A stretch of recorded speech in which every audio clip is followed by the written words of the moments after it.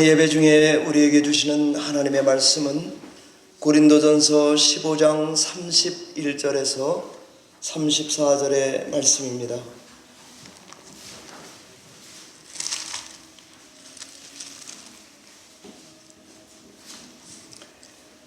길지 않은 말씀이라 함께 다 같이 봉독하겠습니다. 리듬에 맞춰서 함께 읽겠습니다. 신약성경 283페이지쯤에 있는 고린도전서 15장 31절 하나님의 말씀입니다. 형제들아, 내가 그리스도 예수 우리 주 안에서 가진 바 너희에 대한 나의 자랑을 두고 단언하노니 나는 날마다 죽노라.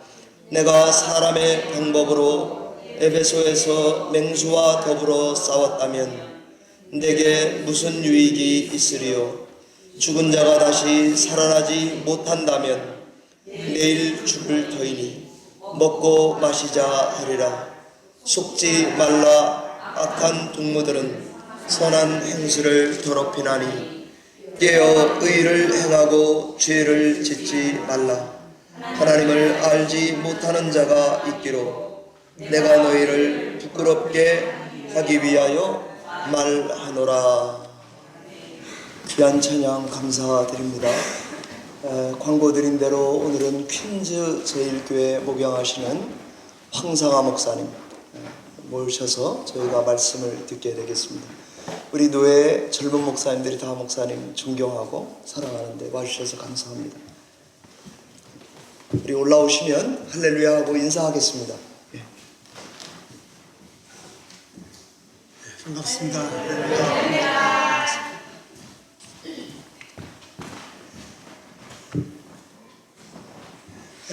오늘이 종교개혁 기념주일인 줄 몰랐는데 허 목사님이 가르쳐 주셔서 알았습니다.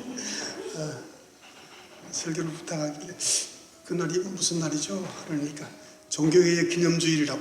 그래요.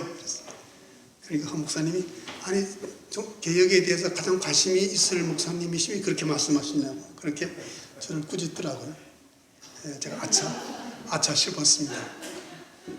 제가 지난 주간에 19년 동안 살던 집을 팔고 어제 이사를 나왔습니다. 어서 이사를 나왔는데 갈 곳 없이 나왔습니다. 미국에서는 집을 팔고 새 집으로 이사 가는 것이 결혼하는 것 다음으로 힘들다고 그래요. 그래서 힘든 과정을 통해서 살던 집은 팔고 나왔지만 들어갈 걸 집은 결정을 못해서 우선 빨래집에서 어젯밤에 하룻밤을 지냈습니다. 난민처럼 비슷하게 돼가지고 정신없이 종교개혁주의인지도 모르고 지났는데 허 목사님이 일깨워 주셔서 아차 하는 생각이 들었습니다. 506년 전에 루트에 의해서 종교개혁이 시작이 됐습니다. 여러 측면에서 얘기할 수 있습니다만은 종교개혁은 교회의 전통과 명령에 순종하던 데서부터 하나님의 말씀에 순종하는 것으로의 개혁이라고 말할 수 있습니다. 교회의 권위와 교회의 전통과 교회의 명령에 복종하던 경직된 종교 생활로부터 하나님의 말씀에 살아있는 성령의 감동으로 변화된 삶을 살아가도록 촉구하는 것이 루트가 부르짖던 종교개혁이라 그렇게 생각할 수 있겠습니다. 교회의 가르침과 명령과 프로그램에 충실하는 것은 나름대로 가치도 있습니다만 그것은 종교생활이라 그렇게 특징 지을 수 있고 하나님의 말씀에 의해서 우리가 교훈받고 또 도전받고 또 그 말씀에 따라 순종하게 되면은 교회 생활과 교회 프로그램에 충실하는 것은 물론이거니와 그보다 훨씬 넓게, 훨씬 깊게, 훨씬 더 멀리 또 바라보면서 하나님 나라의 지평에서 우리의 삶이 어떤 의미가 있는지, 하나님으로부터 어떤 교훈과 어떤 명령을 받고 있는지를 우리가 관계하는 모든 삶의 분야에서 드러내도록 요구하는 것이 신앙의 계획이다 그렇게 생각을 합니다. 그래서 과거에 종교개혁이 일어나기 전에 성도들은 그냥 교회 생활에 충실했었습니다. 종교개혁이 일어나고 난 이후에는 사람들이 하나님 앞에 신전의식을 가지고 경건된 삶을 살도록 그렇게 도전받고 또 교육받고 또 새롭게 변화되었습니다. 그래서 종교개혁자들은 이 시장 안에서의 그 경건을 강조했습니다. 교회 나와서 혹은 또 기도원에 가서 수도원에 들어가서 경건된 모습으로 사는 것에 대하여 강조하는 것이 아니라 시장 한가운데서 거기서 채소를 팔면서 거기서 세공업을 하면서 세탁을 하면서 바느질을 하면서 고된 석탄광산에서 일하면서 고된 노동에 시달리면서 그 어떻게 보면 생존 경쟁의 한가운데서의 경건이 종교개혁자들이 부르짖던 성도들의 참 신앙의 모습이라고 도전받게 되었습니다. 그래서 그로부터 이 종교개혁이 엄청난 사회에 좋은 그 결과들을 만들어냈습니다.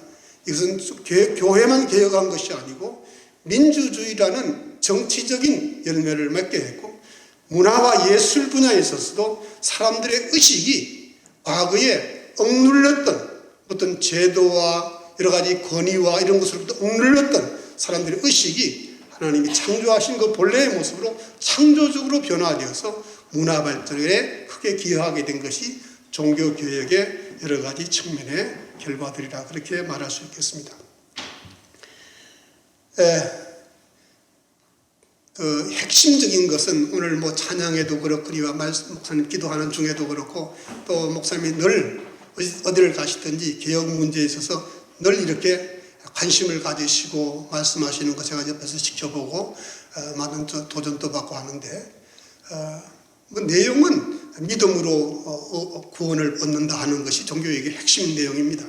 너무나 우리가 잘 아는 내용이니까 이 분야에 대해서는 목사님이 너무나 잘 또 여러분들에게 말씀을 전하셨을 테고 잘 알고 계시리라는 믿습니다. 그렇다면 우리가 믿음으로 구원 얻은 자들이 구체적으로 어떤 모습으로 어떤 자세로 나타나야 되는가에 대한 부분을 오늘 본문을 중심으로 잠시 말씀을 드리려고 합니다. 기독교의 복음은 영생이 약속되어 있습니다. 영생은 다른 말로 이제 구원이라 그렇게 말할 수 있겠는데 영생을 구원이라고 얘기했을 때에 우리가 생각하는 것은 영원히 사는 죽지 않고 영원히 사는 그런 개념으로 우리가 쉽게 이렇게 이해하기 쉽습니다. 그러나 그보다 더 중요한 것은 길게 죽지 않고 영원히 사는 것보다 더 중요한 건 뭔가 하면 생명의 변화, 차원이 다른 그 생명을 성경은 곳곳에서 강조하고 있습니다. 그래서 우리가 구원, 새 생명 그렇게 얘기했을 때 시간적 개념보다는 그 영적 생명의 새로운 차원과 그 내용을 우리가 깊이 생각할 필요가 있겠습니다. 중요한 것은 새로운 그 차원의 생명이 우리가 구원받는 때에 완성되는 것으로 지금도 우리가 새 생명을 주님께로부터 받고 하나님께로 받았습니다만은 그 생명이 완성되는 것이 우리가 하나님께로부터 약속받은 그 구원의 내용입니다. 이 차원을 성경이 우리에게 곳곳에서 누누이 강조하고 가르치지만 너무나 심오하고 깊어서 배워도 잘 이해하지 못하는 것이 또한 이 영적 생명과 구원과 영생에 관한 내용들입니다. 이 영생을 이해함에 있어서 우리를 아주 당황스럽게 하고 당혹스럽게 하는 것은 이 땅에서의 그 영생이라는 것, 영적 생명이라는 것이 방식이 우리의 그 이성적이고 일상적인 삶의 패턴을 가지고서는 도무지 이해할 수 없는 그런 그 차원을 가지고 있습니다. 그래서 그건 많이 배운 사람이나 많이 배우지 못한 누구를 막론하고 보통 사람들이 가지고 있는 일상의 상식으로는 도무지 영생에 대해서 납득하고 이해하기가 거의 불가능합니다. 우리가 죽은 다음에 부활하여 누리게 될 영적 생명은 구체적인 우리 생활에서 당하는 여러 가지 고통과 부담과 두려움과 염려 같은 그런 것으로부터 일체 바드가 없는 완전한 생명이겠죠. 그럼 이 땅에서의 우리가 영생이라는 것은 그런 것과 공존합니다. 영원한 생명을 내가 받았지만은 역시 염려하게 되고 도전받게 되고 근심하게 되고 두려워하게 되고 그렇습니다. 자, 그렇기 때문에 우리가 받은 그 영생에 대해서 참 이해하기가 참 어렵다 하는 말씀을 드리는 겁니다. 마태복음 16장 25절에 누구든지 제 목숨을 구원하고자 하면 잃을 것이요 누구든지 나를 위하여 제 목숨을 잃으면 찾으리라. 그런 말씀이 우리가 받은 그 복음의 핵심 내용 중에 하나인데, 우리가 상식적으로 생각할 때 모든 생명체라는 것은 살려고 하는 본능적 욕구가 있습니다. 과학에 있어서는 이것을 모든 생명체는 이기적이다 그렇게 설명을 합니다. 도켄스 같은 학자는 그렇게 설명하죠. 그래서 과학을 믿는 진화론에서도 생명체에 살려고 하는 본능에 대해서 전제하는 것이지 규명하는 것은 아닙니다. 모든 생명체는 이기적이다라고 우리가 전제하고 나가는데 그 전제 위에 과학을 전개시켜 나가는 것이죠. 왜 이기적이냐? 그 이기적이라는 것이 무엇이냐를 과학은 규명하지 못합니다. 만물의 영장인 인간을 비롯하여 모든 생물과 식물도 살려고 하는 본능이 있어서 생존이 가능하다는 것입니다. 살려고 하는 본능이 바로 다른 말로 말하면 생명력이라 그렇게 말할 수 있겠습니다. 만약에 어떤 생명체가 이런 본능이 없다면 오래 생존할 수 없겠죠. 왜냐하면 그 생명에 살고자 하는 이 생명의 본래의 기능, 그런 어떤 과학자들이 얘기할 때 이기적인 그런 어떤 생명체의 기능 때문에 생존이 연장될 수 있다. 그렇게 설명을 합니다. 아프리카에서 야생 동물들이 건기가 되면 말이죠. 물이 풍족한 곳으로 풀이 있는 곳으로 이렇게 이동하잖아요. 누가 가르쳤죠? 누가 지도하고 인도하죠? 예. 하나님이 생명체에게 그런 것을 감지할 수 있는 기능을 넣어두셨어요. 그래서 누가 가르치지 않고 그렇게 하는 거예요. 생존을 위해서 우리가 특별한 교육을 받을 필요가 없습니다. 물론 조금 교양 있게 우리가 살아가려면은 교육도 필요하겠습니다. 생존 자체를 위해서는 사실 교육이 필요 없습니다. 제가 시골에서 이 짐승들을 소도 키우고 염소도 키우고 돼지도 키우고 개도 키우고 닭도 키우고 고양이도 키우고 안 키워본 적이 별로 없을 만큼 다 키워봤습니다만 그 새끼들이 나면요 눈 뜨기 전에 엄마 젖을 찾아가는 거예요. 비틀비틀하면서. 누가 가르쳤죠? 네. 그렇게 하는 거예요. 하나님이 그렇게 하도록 그렇게 그 기능을 생명에 그 기능을 넣어두셨어요. 또 과학자들은 그것을 모든 생명체는 살고자 하는 본능적 이기적인 본능이 있다. 그렇게 설명을 합니다. 그것을 감지하기는 하는데 그것이 설명하는 내용은 다르죠. 우리는 하나님이 그렇게 해놓으신 거로 믿고 하나님이 그렇게 하셨으니까 우리는 그 확실한 대답을 가지고 있지만은 과학자들은 그 우연히 그렇게 되어 있는 것으로 그렇게 전제하고 있습니다.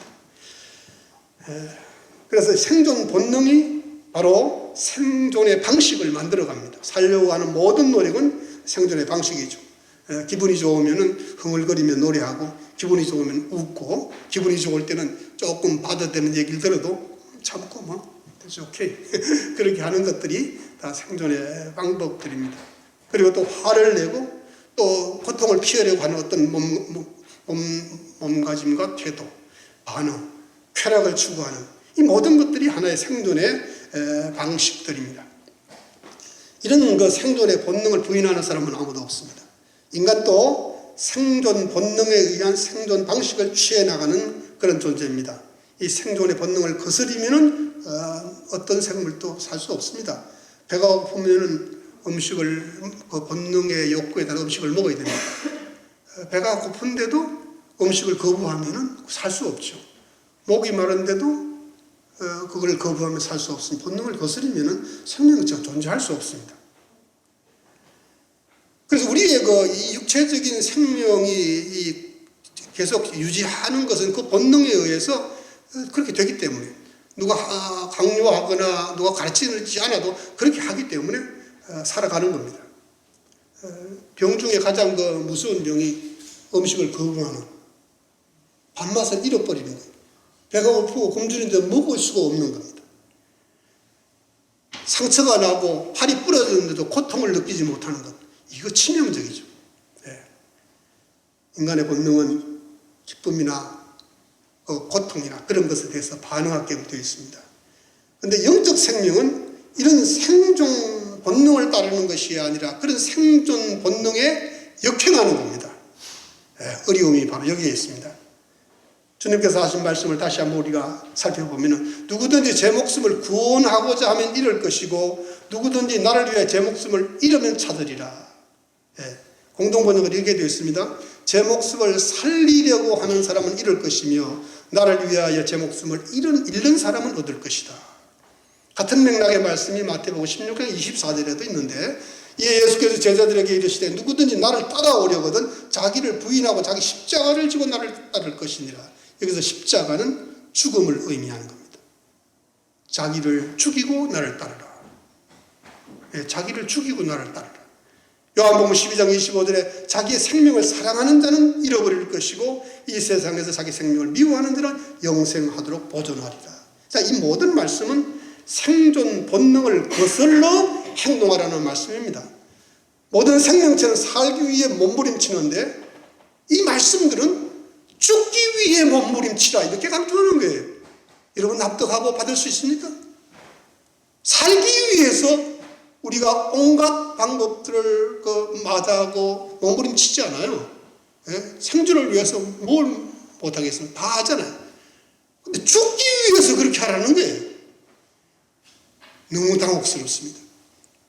너무 쉽게 우리가 그걸 억셉트할 수 없는 겁니다. 본능을 따라 사는 것은 너무 쉽습니다.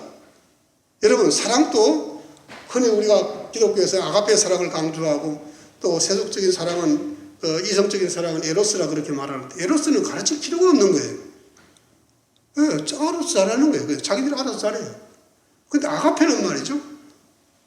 이거는 그냥 억지로 해야 되는 거예요. 아가페는 우러나는 마음으로 안 되는 거예요. 의지에 호소하는 겁니다. 네. 심지어는 성경에서 부부간에 사랑하라 할 때도 아가페로 사랑하라 그래요. 기가 찬 노릇 아니에요? 예? 사랑스러워 사랑하는 것이 아니고 마음에 들어서 사랑하는 것이 아니라 미워 죽겠는데도 사랑하라고 그렇게 성경이 우리에게 요구하는 겁니다.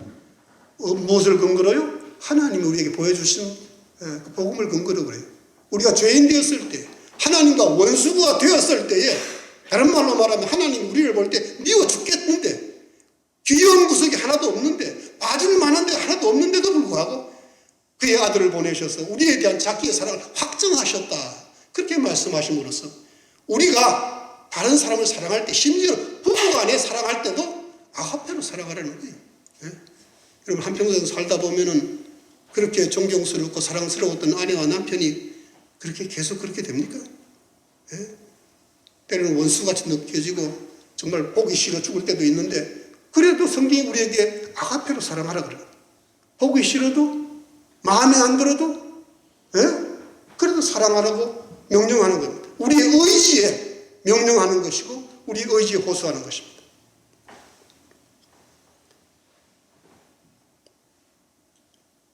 본능을 거슬려 행동하려고 하면은 본능을 대체할 무엇인가가 있어야 됩니다. 본능은 그 자체가 행동을 일으키는 에너지를 갖고 있습니다. 그것이 욕망입니다. 먹고 싶어하고 가지고 싶어하고 무엇을 소유하고 싶어하는 어디를 가고 싶어하는 그 모든 것이 그 행동 에너지로 작동하는 겁니다. 그러나 영적 생명은 그 본능을 거부하고 다르게 행동할 것을 우리에게 요구하는데 본능을 거슬러 다르게 행동하는 것은 본능처럼 자체 에너지를 갖고 있지 않습니다. 십자가를 지고 나를 따르라, 사랑하라, 인내하라, 용서하라. 이 명령은요, 그 자체 에너지를 갖고 있지 않아요. 저절로 되는 법이 없습니다. 내키지 않고 우리가 스스로 좋아서 하는 것이 아닙니다.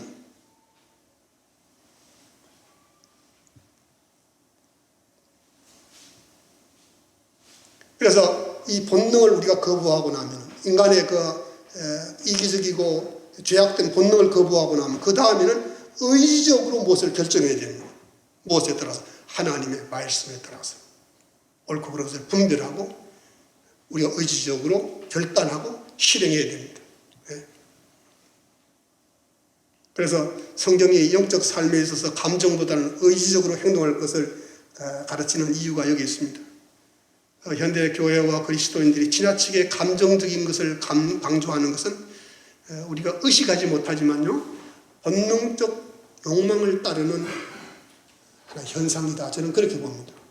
본능적 욕망을 따르는 현상. 그래서 감정적이 되는 겁니다. 예, 본능은요, 대개 의지가 아니라 감정이 호소합니다. 감정이 중요한 요소이기는 합니다만은 그 감정이 의지에 의해서 통제되고 조종될 때 비로소 인간이 동물의 수준을 벗어나게 되는 겁니다. 우리가 본능적 욕구에 충실하면요, 동물의 수준입니다. 그러나 의지로 그것을 통제하고 컨트롤할 수 있게 되면은 만물의 영장인 하나님의 형상으로서의 수준을 우리가 갖게 되는 겁니다. 바로 성경은 우리에게 그걸 요구하는 겁니다. 하나님이 기뻐하시는 대로의 삶을 살아갈 수 있도록 하는 것이 바로 그런 방법입니다. 오늘 본문의 바울이 아주 이 31절 초두에 나는 날마다 죽노라 이렇게 말했습니다. 사실 말이 안 되는 말이죠. 어떻게 날마다 죽어요? 한 번 죽으면 끝인데. 오늘 죽으면 끝인데 내일 또 죽을 수 있나요? 따라서 이 말씀이 우리의 육체적 죽음이 아니라는 사실을 금방 우리는 알아차릴 수 있습니다. 죽는 것은 반복할 수 없습니다. 육체적 죽음은. 따라서 바울의 이 말씀이 육체적 죽음을 의미하지 않는데, 흔히 있었던 초대교회에 이제 순교자들이 많았으니까 그 같은 죽음을 이야기하는 것이 아닙니다. 32절에 내가 사람의 방법으로 에베소에서 맹수와 더불어 싸웠다면 내게 무슨 유익이 있으리요? 죽은 자가 다시 살아나지 못한다면 내길 죽을 터이니 먹고 마시자 하리라. 네. 초대교회 성도들은 예수를 믿다가 그 맹수의 우리에 던져서 맹수밥이 되게 하는 아주 잔인한 그런 처우를 받았습니다. 그렇게 죽어갔습니다. 그런데 그런 죽음을요, 여러분 오해 없이 들으시기 바랍니다. 초대교회를 비롯해서 교회 역사에 보면요, 순교가 성도들이 최종적으로 행할 수 있는 성화의 최고의 수준이라고 생각을 하고 너도 나도 순교자가 되려고 자원하여 나섰던 그런 때가 있었습니다. 네? 피할 수도 있는데 안 피하는 거예요. 난 순교당해야 되겠다 그래서 그냥 가서 맹수밥이 되고 화형을 시키려도 그거 가서 사람이요. 네. 성경에 의하면 사람이 공명심을 위해서 자기 몸을 불살하게 내어줄 수도 있는 거예요. 자기 몸을 불살하게. 공명심으로 자기 몸을 맹수의 밥이 되게 할 수 있는 겁니다. 내가 사람의 방과 천사의 말을 할지라도 사랑이 없으면 아무것도 아니라고 말씀했는데 내 몸을 불살하게 내어줄지라도 사랑이 없으면 아무것도 아니다. 불에 태워 죽는 것도 공명심으로 그렇게 할 수 있다는 거죠. 인간의 그 이기적이고 거짓되고 죄악된 그 욕망이라는 것이 우리가 상상을 초월하는 차원을 가지고 있습니다. 그래서 바울이 말하기를 내가 에베소에서 맹수와 더불어 그런 태도로 내가 싸우고 순교했다면 내가 무슨 유익이 있겠느냐. 그런 식으로 해서 100번을 순교하는데 무슨 유익이 있겠느냐. 네? 또 에베소 교회에는 이상한 사람들이 와서 가르쳤습니다. 뭔가 하면은 우리가 그렇게 예수를 믿어도 하나님 믿어도 그렇게 믿을 필요 없다. 하나님이 주신 복을 충분히 누리고 향유하고 그렇게 살아야지 막 꾸질꾸질하게 말이지 그렇게 살 필요 없다. 그렇게 가르치는 사람들이 있었습니다.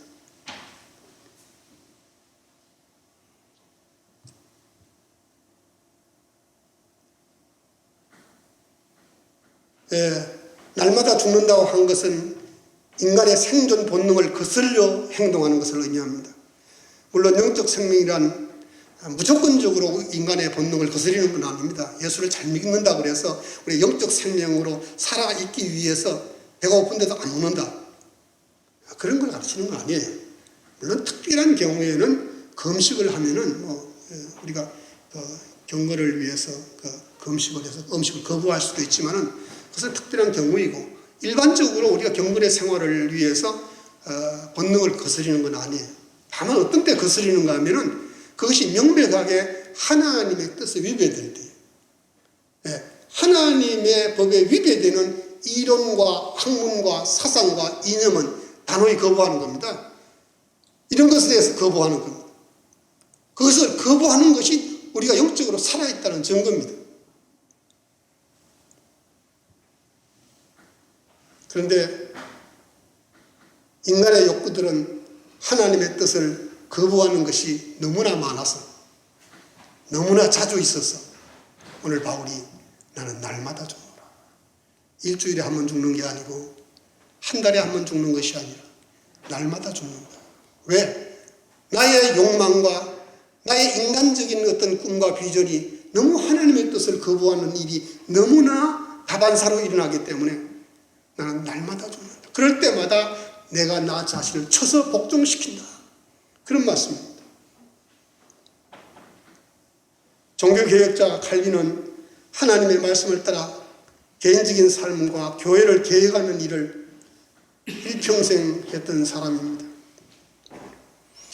스위스 제네바에서 그가 이 개혁을 실행을 했는데, 역사적으로 보면 제네바는 말이죠, 스위스에 편입된 이후에 아주 그곳에는 잔 칼빈이 가기 전부터 굉장히 학식이 높고 부유한, 소위 오늘날로 말하면 엘리트들이 그곳에 모여 살았습니다. 신앙도 아주 독실했습니다. 그래서 자체적으로 개혁운동이 일어났습니다. 많이 배우고 재산도 있고 명망이 있는 사람들이 제네바에 모였고, 그런 사람들로 중심으로 시의회가 구성이 돼가지고 기존 개혁운동을 하고 있었습니다. 그런 곳에 장 칼빈이 가서 개혁운동을 했습니다. 그런데 장 칼빈은 그 사람들보다 한 단계 더 높은 수준의 개혁을 요구했기 때문에 그 사람들이 칼빈의 욕구를 받아들일 수가 없었어요. 너무 부대끼는 거예요. 너무 부대끼요. 우리 하나님의 말씀을 어떻게 언제나 받을 때 말이죠, 어떤 말씀은 참 좋고 그냥 이렇게 쉽게 받을 수 있는데 어떤 말씀은 너무 부대끼는 거예요. 너무 그렇게 하면 내 삶이 몽땅 다 그냥 없어질 것 같아서 부담이 되는 거예요. 제네바 사람들도 그랬어요. 칼빈이 주도한 개혁에 대해서 감당을 할 수가 없어가지고 맨 처음에는 거부하다가 나중에 배척해서 칼빈을 그곳에서 내쫓아버렸어요. 칼빈이 제네바를 떠났습니다. 떠나서 개혁운동을 하던 칼빈이 계속 가서 집회를 하면서 그 유명한 기독교 강요 존 에티튜드라는 책을 저술을 했죠. 그리고 한참 지난 다음에 이 제네바시가 다른 도시와 경쟁 관계에서, 정치적 면에, 정치와 종교적인 면에 굉장히 경쟁 관계에 있어가지고 도무지 이렇게 밀리는 거예요.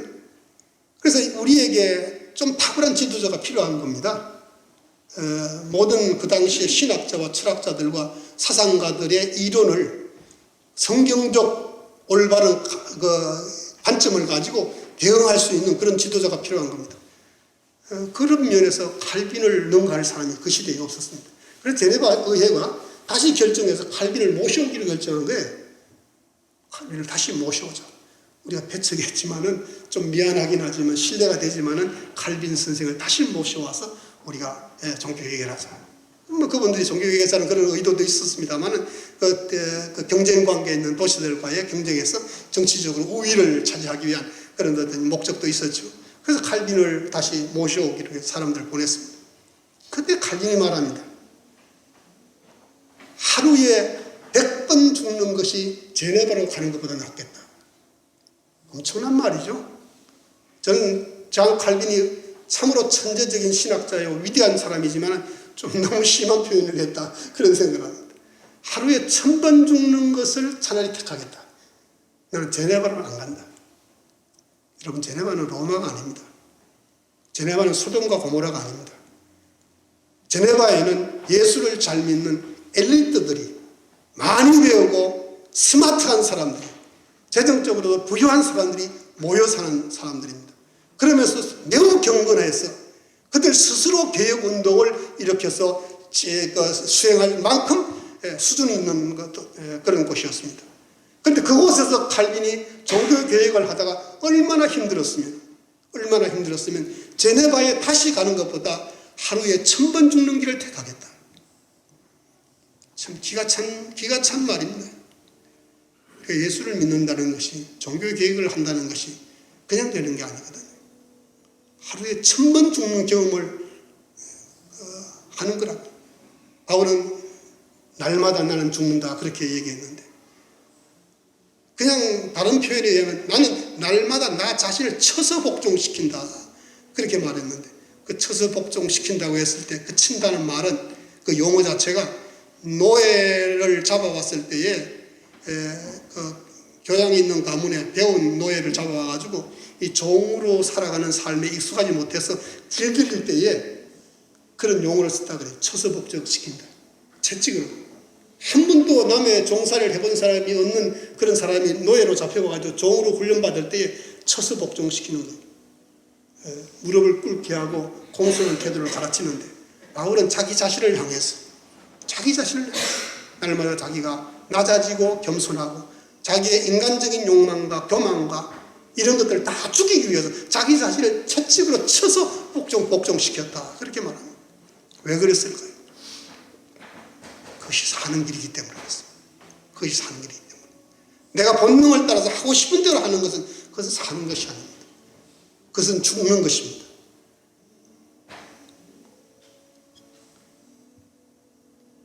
우리가 신앙생활이 어렵고 힘든 것은 핍박하는 맹수와 같은 외부 세력 때문이 아닙니다.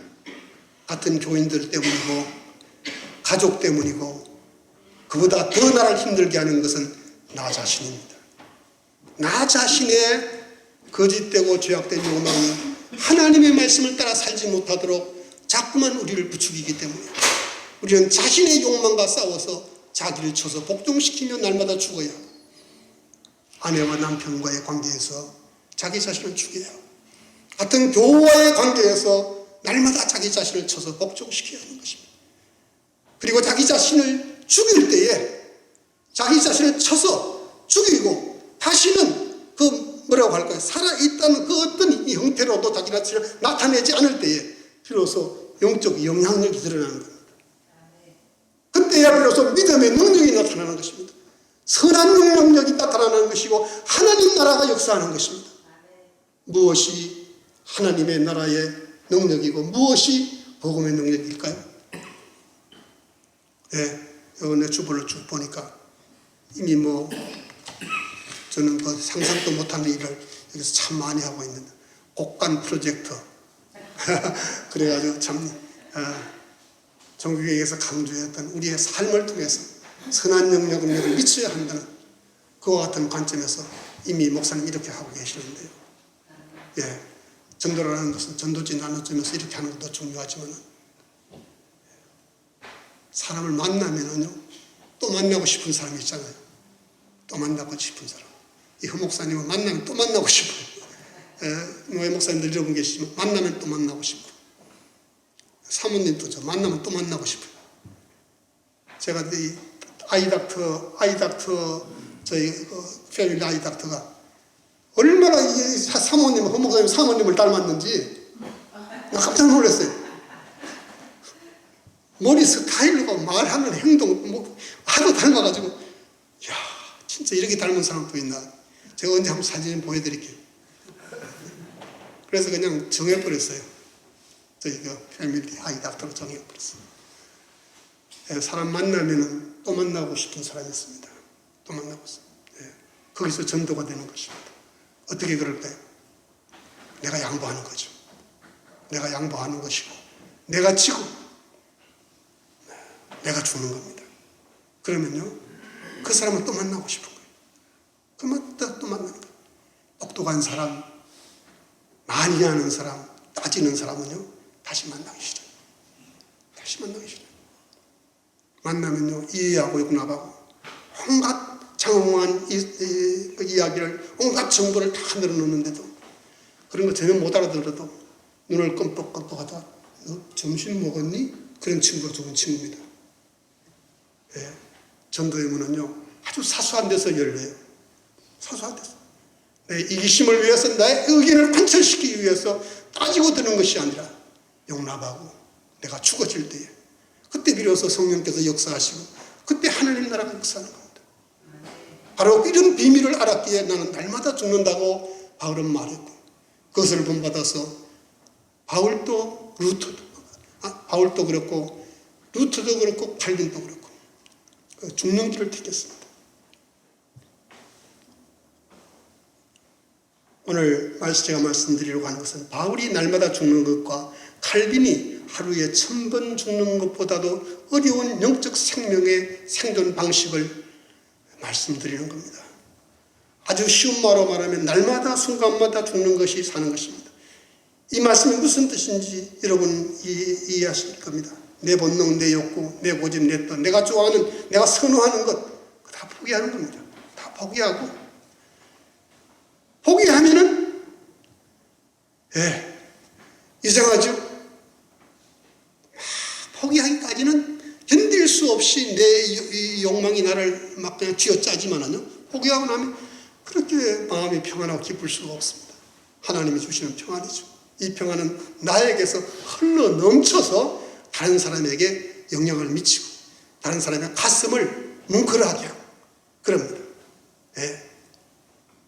여러분, 부부간에도 그렇고 다른 사람과의 혹시라도 논쟁이 있거나 혹시 인간관계에서 이렇게 따지고 들고 막 이렇게 그런 일이 있거든, 긴장이 있거든요. 죽어요. 죽으면요, 그 사람을 얻습니다. 그리고 내가 삽니다. 그리고 하나님의 영광을 받으시고 복음의 능력이 역사하는 겁니다. 유명한 그 장기려 박사님, 저는 늘 존경하는 분인데, 이분은 참 무소유로 살았습니다. 보건병원 옥상에 옥탑방에다가 조그만 거처를 마지막 일생을 보내셨는데, 서울대 의대 교수로 계시면서 의대도 강의 나가고 그러면은 강의료를 어떤 때는 1년치를 그냥 주면은 가지고 보다가 불쌍한 거지 있으면 다 줘버려. 보건부 원장을 하시면서 말이죠, 의사들하고 같이 의논해서 무슨 일을 해야 되는데 같은 회사한테 그렇게 싫어했대요. 왜냐하면은 이분은 하나님 나라 원리를 실천하시는 분이니까. 돈 없어가지고 그런 사람이 있으면 자기가 당직이 되면은요, 환자한테 가서 오늘 밤에 뒷문을 열어놓을 테니까 도망가라고. 그래서 그렇게 동료 의사들이 싫어했다 그럽니다. 그래서 그의 절친한 친구였던 춘원 이광수가 그 장기려 박사에게, 자네는 바보야, 바보. 왜 사람이 그렇게 살아? 그러니까 피식 웃으면서 돌아서가지고 혼잣말로 그러더랍니다. 내가 살기는 제대로 살고 있나 보네. 바보라고 소리 듣고 병신이라는 소리 듣고 무시당하는 그곳에 복음의 싹이 납니다. 그곳에 사람을 살리는 능력이 나타납니다. 날마다 죽어야 복음이 살아나고 날마다 죽어야 하나님 나라가 역사합니다. 우리의 영적 그리스도의 삶도 마찬가지입니다. 여기 바울이 말하기를 속지 말라. 속지 말라. 여러분, 우리를 대적하는 악한 세력이 공개적으로 노골적으로 우리를 대적하면요, 우리가 참을 수 있고 대적할 만해요. 아직 한번 걷어붙이고 한번 해보지 하는데요, 여기 속지 말라 했던 그런 대적을 얘기하는 것이 아닙니다. 여기서 악한 동무에게 속지 말라. 악한 동무는 선한 행실을 더럽히나니 그랬는데, 이 악한 동무는 에피큐리안이라는 철학자들입니다. 혹은 그 철학에 영향을 받은 사람들입니다. 에피큐리안 철학자들은 쾌락주의자들입니다. 쾌락주의자들은 먹고 마시고 즐기는 것이 인생의 최고의 가치라고 생각하는 겁니다. 그것을 복음으로 합리화했습니다. 좀 비슷하지 않나요? 현대 복음이? 먹고 마시고 즐기자. 우리가 주님 안에서 왜 그걸 못해? 이거 우리의 특권 아닌가? 라고 주장하는 주장이 강력하게 주장은 하지 않더라도 그런 경향으로 흐르고 있지 않아요? 속지 말라. 바울이 말합니다. 총칼을 가지고 위협하는 우리의 대적들은 우리가 담대히 맞서 싸울 수가 있지만요, 그럴듯한 이론을 가지고 우리에게 속삭이는 이와 같은 세력들은 속아 넘어가기 쉽습니다. 이 시대를 지배하는 이 상대주의적 사상이라는 것이 저는 바로 이 에피큐리안 철학과 비슷하다고 생각합니다. 상대주의는 하나님을 부정하거든요. 하나님을 인정을 해도 우리가 인정하는 그 하나님이 아니고 자기들의 마음에 맞는 하나님을 만들어서 섬기거든요. 하나님도 상대화시키니까 순간 자기 마음에 맞지 않으면 하나님을 바꿔버릴 수 있어요. 그런데 이 사람들이 얼마나 사람들에게 어필을 하는가 하면요, 매우 너그럽고 매우 나이스하고 매우 예의가 아주 좋아요. 예? 얼마나 너그러운가 하면요, 상대방이 말이 안 되는 주장을 해도 됐죠. 오케이. 그래. 오케이. 난 인정한다. 먼쭉한 남자도 저기 난 여자야. 오케이. No problem. 여자가 난 남자야. 됐죠. 오케이. 뭐가 문제냐. 그렇게 너그럽습니다. 상대주의는. 온갖 얘기를 다. 그러니까 이 젊은이들에게, 지식인들에게, 하나님을 알지 못하는 사람들에게 얼마나 어필하는지 몰라요. 여러분, 젊은 아이들요, 요즘 동성애자들 그런 거 주장하는 사람들 만나면 뿅 가버립니다. 너무 사람이 나이스하고 너무 교양이 있고 너무 너그럽고 너무 상대를 존중하기 때문에 속지 말라. 속지 말라. 너희 중에 하나님을 알지 못하는 자가 있기로 내가 너희를 부끄럽게 하기 위해서 이 말을 한다 그랬습니다. 예, 분별하라는 겁니다. 분별하기 위해서는요, 파괴해야 됩니다. 이 시대를 지배하고 있는 정신과 이념과 사상이 무엇인지를 분별해야 됩니다. 그걸 대처해야 됩니다. 예. 여러분, 지금 이 에피큐리안과 같은 그런 그 쾌락주의, 상대주의, 이 시대를 지배하고 있는 이와 같은 사상들이 너무 깊숙이 우리 주위에 들어와 있습니다.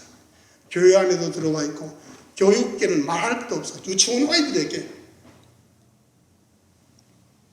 학교 가면 아이들에게 너 오늘 무슨 생각을 했니? 너는 어떻게 생각하니? 너의 생각이 중요한 거야. 네가 남자인지 여자인지 그건 중요하지 않은 거야. 네 생각이 중요한 거야. 그렇게 가르칩니다. 그렇게 가르쳐요. 제 아내가 학교에서 일을 하는데 도저히 견딜 수 없어가지고 우리 손주들을 그냥 기독교 사립학교에 보냈어.